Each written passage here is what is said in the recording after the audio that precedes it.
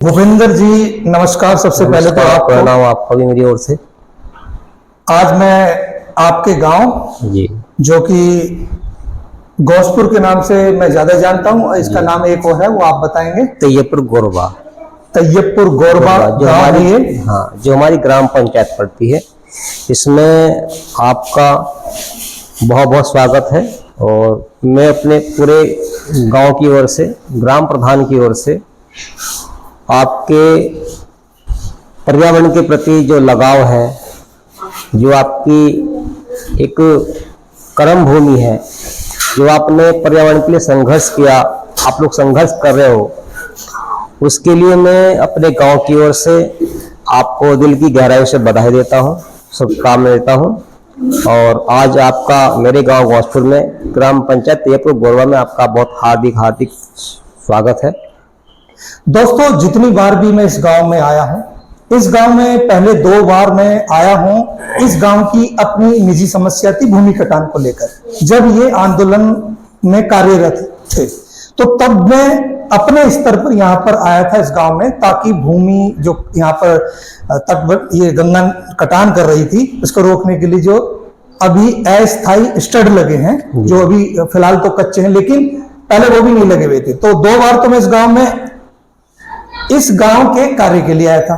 फिर एक बार इसी गांव में और इसी स्कूल में मैं आया था और एक मीटिंग ली थी मैंने।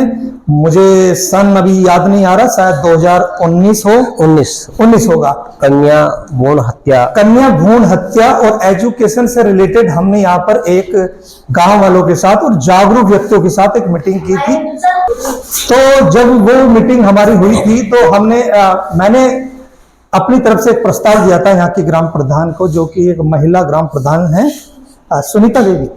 सुनीता देवी जी को, अनीता देवी जो यहाँ के ग्राम प्रधान है। मैंने उन्हें एक प्रस्ताव दिया था, निजी प्रस्ताव था, कि आप मुझे इस गांव में एक रूम मुहैया कराएं जिसे हम लाइब्रेरी बना सकें। अगर वो मुझे लाइब्रेरी बना के या फिर नहीं बनवा के दें तो मैं उसमें किताबें अपने स्तर पर रखने की कोशिश करूंगा।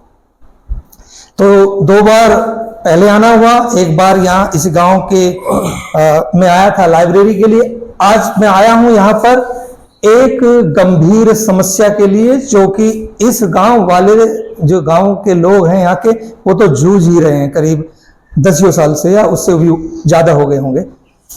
और अब आसपास के गांव में भी वो आफत आने लगी है। और उसी सिलसिले में आज मैं मिला हूं भूपेंद्र जी टीचर। और जब भी मुझे इस एरिया में जब भी आता हूं, चाहे तिसोत्रा हो, बेड़ा हो, नांगल हो, चंदक हो, तो मैं हर बार भूपेंद्र जी से संपर्क करता हूं, क्योंकि इसका एक कारण है। क्योंकि ये सामाजिक जो कार्य होते हैं उनके प्रति जागरूक है। आप मुझे माफ करना, ये नहीं कहना चाहिए कि दिव्यांग है, पहले विकलांग क्या है, अब एक नया नाम है दिव्यांग। इस गांव में ये दिव्यांग होते हुए भी सोचिए, सबसे पहले ये आए और पूरी कोशिश कर रहे हैं कि इस गांव के लोग आने चाहिए। आपने किस किस माध्यम से उनको सूचना दी है आने की? एक हमारे गांव का एक ग्रुप बना हुआ है, पूरे गांव का, ग्राम विकास समिति के नाम से। अच्छा। तो मैंने उसमें पूरा परफॉर्मा, स्कूल का भी नाम लेकर, और जितने भी मेरे गांव के सम्मानित व्यक्ति हैं या सामाजिक क्षेत्र में काम करने वाले युवा हैं या युवतियां हैं, तो जो वरिष्ठ लोग हैं, सबको मैंने जो सूचित कर दिया था। वो कह भी था, लेकिन समय 4 बजे का दिया हुआ था, हो सकता कि 4 बजे वो आए। मेरे सिर्फ कहने का मतलब, आपने उनको किस किस माध्यम से उनको सूचित किया है? सोशल, एक जो हमारा ग्रुप है उसके माध्यम से, प्लस सोशल जो मीडिया चलती है उसके माध्यम से। तो हमने पूरी कोशिश की है कि सोशल मीडिया के माध्यम से अनाउंसमेंट भी किया था। क्या अनाउंसमेंट नहीं, आजकल तो मुझे लगता है सोशल मीडिया का ऐसा माध्यम है जो हर घर में, और मैं तो चाहता हूं कि हर गांव का एक ग्रुप होना भी चाहिए। आजकल डिजिटल माध्यम है, ताकि कोई भी मीटिंग हो, कोई भी कार्यक्रम हो, उसकी सूचना उस पर डाल दी जाए, ताकि कल कोई व्यक्ति ये ना कहे कि हमें सूचना नहीं मिली थी। तो भूपेंद्र जी, अब मेरे आपसे कुछ निजी सवाल होंगे। जी जी और निजी का मतलब मैं आपके पर्सनल घर रिश्तेदारी के नहीं, वो निजी सवाल जो पर्यावरण से जुड़े हैं। जी तो मैं आपसे जानना चाहता हूं कि जो मेरा मानना है, ये मेरा मानना है, हो सकता है मैं गलत हूं, हमारी पिछली 3 पीढ़ियां जी पेड़ नहीं लगा रही है। मतलब कभी बुजुर्गों ने लगाए हो तो लगाए। अब 1-2 पेड़ को नहीं गिनेंगे हम, किसी ने अमरूद का, आम का, या किसी ने फल का पेड़ लगा दिया होगा। और ओवरऑल 100 में से 1 ने अगर पेड़ लगाए भी, हम उसको भी नहीं गिनेंगे, जैसे कि मैं भी नहीं गिनूंगा। तो मेरी जो अपनी 3 पीढ़ियां हैं, उन्होंने पेड़ नहीं लगाए। उस वो तीसरी पीढ़ी में मैं भी हूं, नहीं लगाए, लेकिन अब लगा रहा हूं। तो कहने का माध्यम यह है कि हमारी 3 पीढ़ियां पेड़ नहीं लगा रही। आप इस पर कुछ सहमत हैं या कुछ कहना चाहते हैं तो बताइए। जी एक बहुत इम्पोर्टेंट और बहुत महत्वपूर्ण सवाल जो मेरी कोशिश फाउंडेशन उसके जो संस्थापक है श्री ओमपाल जी ने मुझसे किया। ये बहुत इम्पोर्टेंट सवाल है कि भाई हमारी जो 3 पीढ़ी यानी कि हमारे दादा और दादा के परदादा यस और हमारे पापा और प्लस हम यस लोग तीसरी पीढ़ी में हम लोग हैं। और तीसरी पीढ़ी से हम लोगों ने जो प्रकृति का और वृक्षों का कटान जिस तेजी के साथ हम लोगों ने किया है, ये मानव के लिए, इंसान के लिए, जानवरों के लिए और एक नेचर जो प्रकृति बैलेंस होता है, प्राकृतिक जो संतुलन होता है, उसके लिए बहुत ही खतरनाक साबित मौजूदा समय में जिस प्रकार से हो रहा, आने वाले समय में इससे भी ज़्यादा हो सकता है। तो ये सवाल बहुत एक सटीक भी है और पूछना भी चाहिए, क्योंकि वास्तव में जितने पेड़ हम लोगों ने काटे हैं उतने पेड़ हम उसकी जगह नहीं लगा पाए हैं। बिल्कुल सही। उसके लिए सरकार भी जिम्मेदार है और हम लोग भी जिम्मेदार हैं। ये नहीं कह सकते कि भाई एक कोई विशेष आदमी जिम्मेदार है, उसके लिए हम लोग भी जिम्मेदार हैं। बिल्कुल सही। यदि हमने एक वृक्ष काटा है तो उसकी जगह हम लगभग 5 या 6 वृक्ष जरूर लगाएं, 10 लगाएं। और लगाने के साथ साथ वृक्ष लगाना अलग बात है और वृक्ष की जिम्मेदारी लेना। वृक्ष हमने लगा दिया और जिम्मेदारी हमने नहीं ली तो वृक्ष क्या हो जाएगा, कोई बकरी वाला इसको चुगा देगा उसको, या कोई बुग्गी वाला या छोटे बच्चे आते हैं उखाड़ कर ले जाते हैं, चाहे वो घर हो या ना हो। तो इससे भी जो है वृक्ष जो हमारा खराब हो जाता है। तो ये वास्तव में एक बहुत बड़ा, अगर गहराई से सोचा जाए कि हमारी 3 पीढ़ियों ने वृक्ष लगाए और उसका परिणाम हम लोग आज ही भुगत रहे हैं। भाई सन 2022-21 में हमने जो है कोरोना एक महामारी भारत के अंदर, संपूर्ण विश्व के अंदर आई। हाँ जी। और उस दौरान जो मोस्टली कमी देखी गई, जिसके कारण लोग जो एक्सपायर हो रहे थे, मर रहे थे, वो थी ऑक्सीजन की कमी। हाँ जी। ऑक्सीजन नहीं मिली और आदमी डैमेज, आदमी चला गया। तो ऑक्सीजन ये हमें मालूम है कि जब ऑक्सीजन का जो मोस्टली जो स्रोत है वो हमारे वृक्ष हैं, पेड़ हैं। यदि हम लोग पेड़ों को नहीं लगाएंगे तो हमें ऑक्सीजन कहाँ से मिलेगी। तो ये वाजिब सवाल है कि हमारी जो ये वाली पीढ़ी है, चलो जो पिछली पीढ़ियों ने हमने गलती कर ली या हमारे पूर्वजों ने जो मिस्टेक कर ली, उसकी भरपाई हम लोग कर सकते हैं। इस समय हमारे पास पूरे साधन उपलब्ध हैं और हम लोग युवा भी हैं, समझदार भी हैं।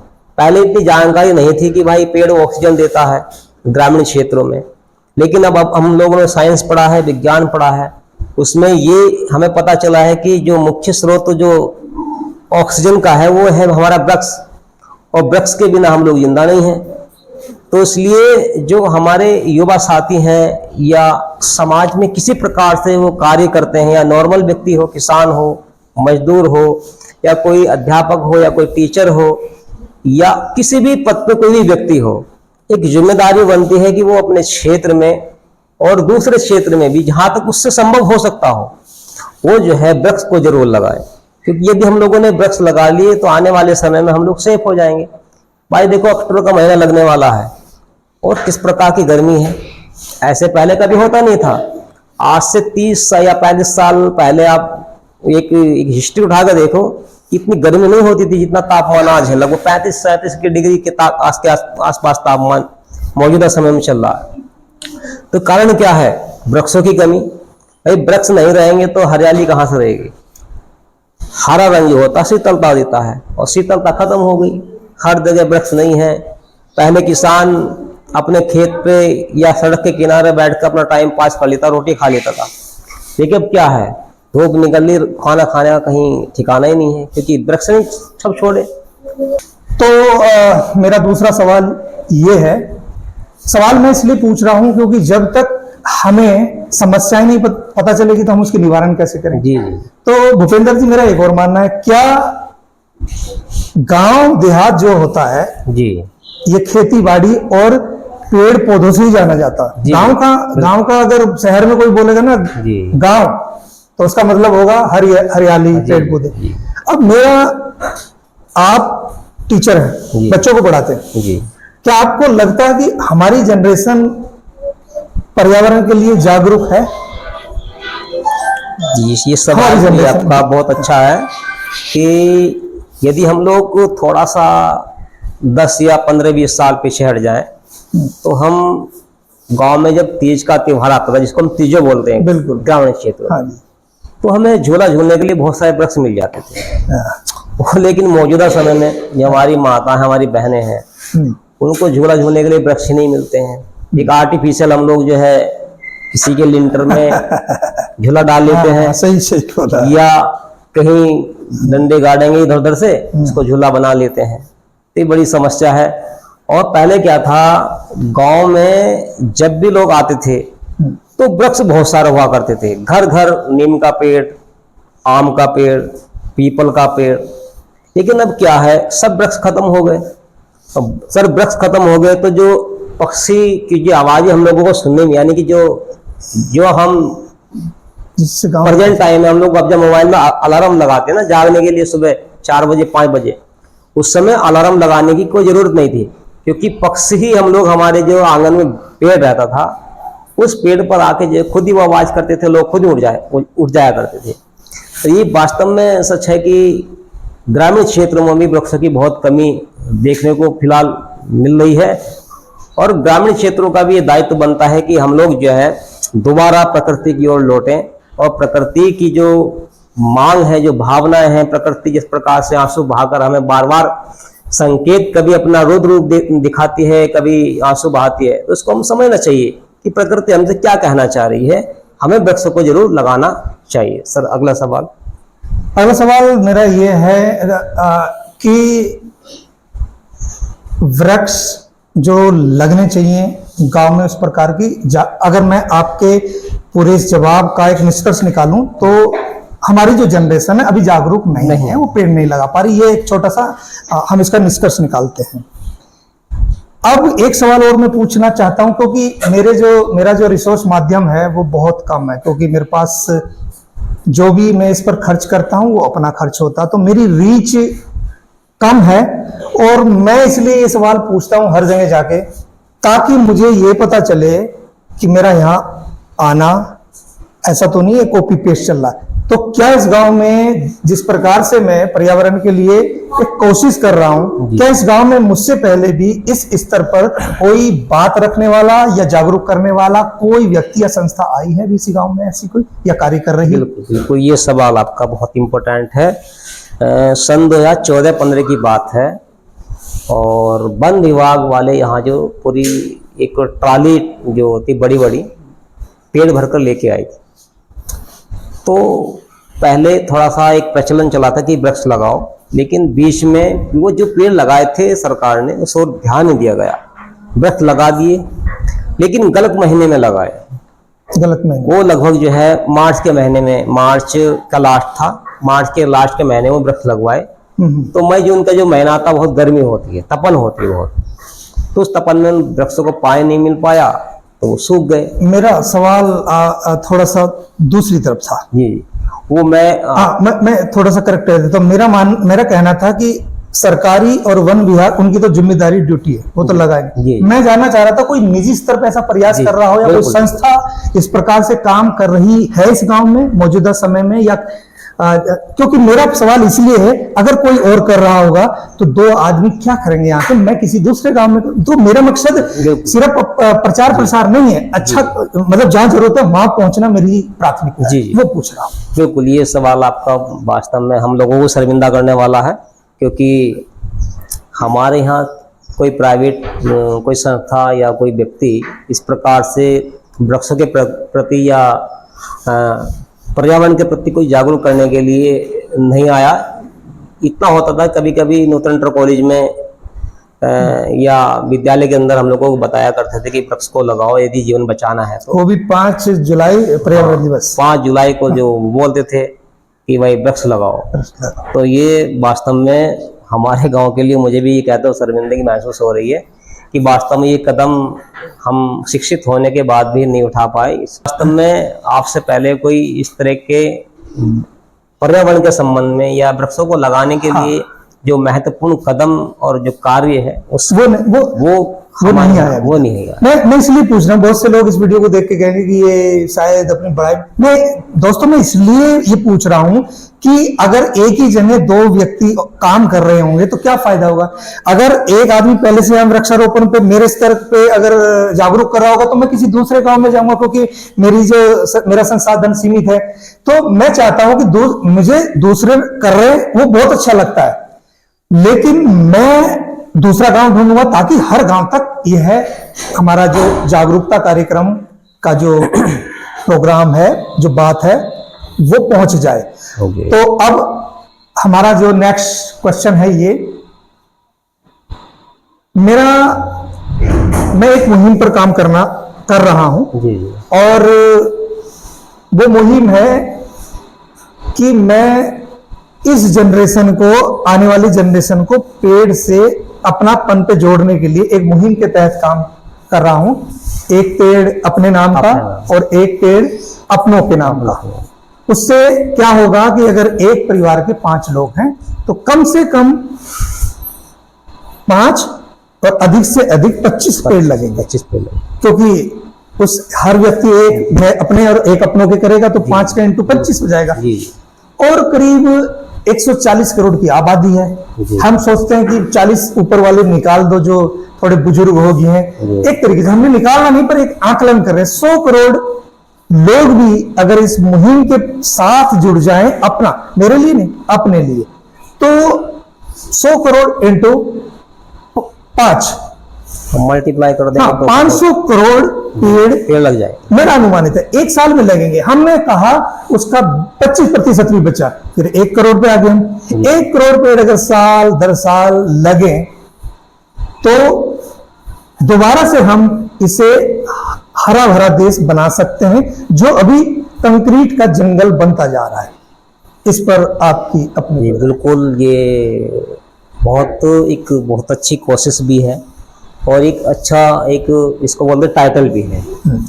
वास्तव में यदि एक अच्छी मुहिम है, यानी कि एक अपने नाम का पेड़ और प्लस जो हमारे परिवार के हैं उनके नाम का पेड़, अपने सभी जो आप रिलेशनशिप में है, यदि मेरी बहन है तो मेरी बहन भी अपने जो संबंधी हैं, रिश्तेदार हैं, उनके नाम का ही वृक्ष लगाए। गाँव जो है गंगा कटान की जद में आया हुआ है और मौजूदा समय में लगभग 1 किलोमीटर तक, शायद 1 या 1.5 किलोमीटर तक बंदा जो स्थायी पत्थरों का लगा हुआ है, उसके बीच में बहुत अच्छी जो है जो बहकर ऊपर से मिट्टी आई है, वो मिट्टी जमी हुई होगी उसमें। तो यदि हम उस सारी जगह जो बची हुई है, यदि हम लोग पीपल के वृक्ष भर दें तो ना तो पानी की कमी है और ना ही प्राकृतिक खाद की कमी है। और जो भी यानी कि इधर से पश्चिम की ओर से जो हवा आएगी और हमारे गांव को आएगी, तो पहले जो अगर गर्म हवा है वो ठंडी होकर उससे टकरा के आएगी, तो वो भी बहुत सुंदर लगेगा और ऊपर से देखने में बहुत सुंदर लगेगा, क्योंकि वृक्ष नीचे होंगे और हम ऊपर होंगे। तो ये एक बहुत बड़ा नजारा बन सकता है। हाँ बिल्कुल वर्तमान का एग्जाम्पल है, जब मैं 17 में मैंने एक स्कूल लिया और स्कूल में कोई भी पेड़ नहीं था और मैंने वहाँ लगभग जो है 7-8 पेड़ लगा दिए। वो 7-8 पेड़ लगभग जो है 5-6 साल में इतने बड़े हो गए, बहुत ज्यादा बड़े। हाँ, बहुत बेहतरीन जो है ठंड वहाँ रहती है। अच्छा लग रहा है ना? हाँ, बहुत सुंदर पेड़ हो गए तो अब कमेटी वाले कह रहे थे कि भाई ये दीवार गिरा देंगे, वो कर देंगे। उनका ऐसा कुछ नहीं है, आप इन पेड़ों को काटना मत। ये मैंने खुद लगाए हैं, क्योंकि मैं अपने गाँव की, जो आप जहाँ कूड़ा डालते हो वहाँ पेड़ जमे हुए थे नीम के, और क्या बोलते हैं इसको, एक तून का पेड़ होता है, तून, हाँ हाँ, तो मैंने लगाए हैं। और इतने बेहतरीन पेड़ है, ऐसी ठंडी हवा, छांव बढ़िया फर्स्ट क्लास वाली है। तो हाँ, ये वास्तव में पेड़ों को नहीं काटना चाहिए। तो आज की हमारी एक छोटी सी जो ये बात थी, जो मैं हर जगह, हर जहां भी विजिट करता हूं, हर प्रधानाचार्य हों या जो भी व्यक्ति होते हैं, उनकी ये रिकॉर्डिंग, उनके ये विचार इसीलिए रिकॉर्ड करता हूं ताकि आप भी अगर सुन रहे हो किसी भी माध्यम से, तो आप इस पर अपने सुझाव भी दे सकते हैं। क्योंकि अभी एक स्कूल में, इंटर कॉलेज में मेरा प्रोग्राम था कल, तो वहां से एक बच्चे का मुझे व्हाट्सएप आया, बोला सर मेरे स्कूल में आप दोबारा जरूर आना। सोचो उसके दिमाग पर कितना प्रभाव पड़ा मेरी इस मुहिम का, कि उसे लगा कि ये व्यक्ति दोबारा से हमारे गांव में आना, तो हमारे स्कूल में आए। तो धन्यवाद भूपेंद्र जी, आपसे बात कर बहुत अच्छा लगा।